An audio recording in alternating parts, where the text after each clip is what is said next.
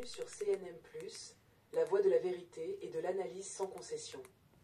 Aujourd'hui, nous allons lever le voile sur une histoire d'hostilité insidieuse, de provocation calculée et de trahison historique. Une histoire qui, loin d'être récente, plonge ses racines dans des siècles de rivalité et de manipulation. Depuis des mois, le régime marocain redouble d'agressivité envers l'Algérie, s'appuyant sur des alliances douteuses et des stratégies perfides. Mais à y regarder de plus près, cette animosité n'a jamais cessé d'exister. Elle est le fruit d'une stratégie soigneusement orchestrée, dissimulée sous des discours de coopération et de paix apparente. Dans cette vidéo, nous allons explorer les événements récents, remonter le fil du temps et révéler comment, sous couvert d'apaisement, le Maroc n'a cessé de provoquer l'Algérie. Préparez-vous à un voyage dans le temps, où chaque révélation bouleversera vos certitudes et mettra en lumière des vérités que l'on tente de cacher.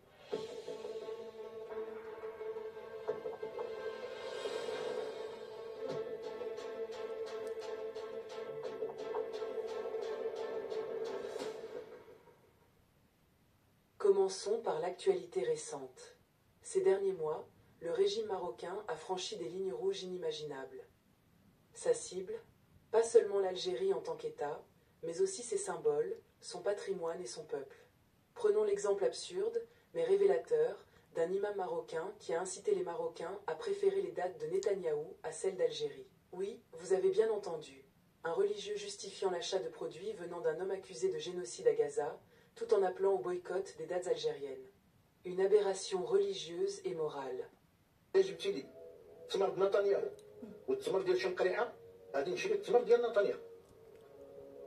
وهذه الفتوى هذه مش هذه الفتوى ماشي فتوى هذا التصرف مني قائم على الشرع ماشي قائم على الهوى. Cet imam a osé affirmer que l'Algérie est responsable des tensions régionales en modernisant son armée, en fermant ses frontières, son espace aérien et en refusant de renouveler le contrat du gazoduc Maghreb-Europe. نتنياهو لم يفعل في ولا في شعبي ولا في المملكة من السوء والشر مثل ما فعل شنقرح. نتنياهو ما غلقش علينا الحدود والاجواء والغاز ومنع الطيارات ديال الدراري يمشيو يلعبوا كره، نتنياهو ما صنعليش الدوله ديال الكرتون يريد تقسيم المملكه المغربيه الى قسمين، نتنياهو ما كيخسرش الاموال بالملايير من اجل التسليح والتجهيز ونفقه. Mais posez-lui la question, pourquoi l'Algérie a-t-elle dû prendre ces mesures? Rappelez-lui les provocations incessantes, l'ingérence flagrante et les menaces directes.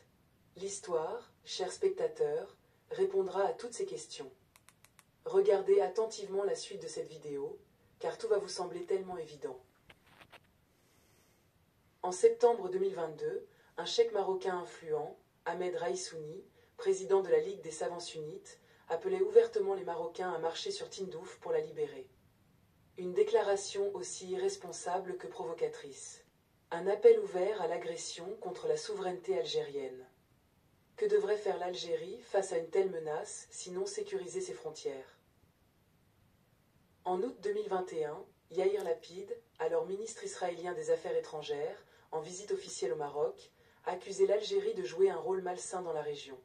Une déclaration scandaleuse, faite avec la complicité du régime marocain.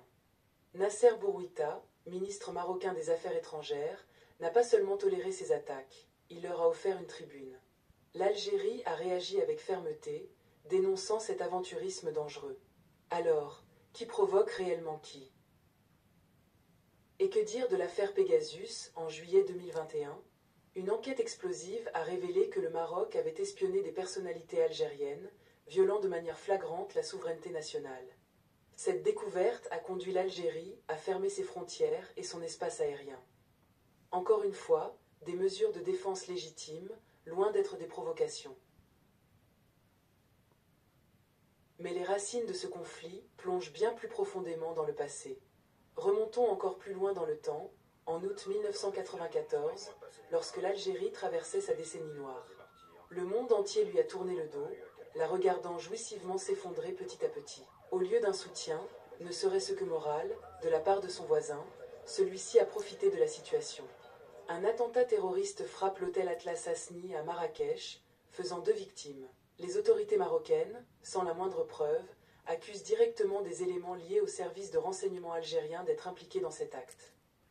Bien que l'Algérie nie toute implication, cet événement sert de prétexte pour justifier des mesures radicales de la part du Maroc. En septembre 1994,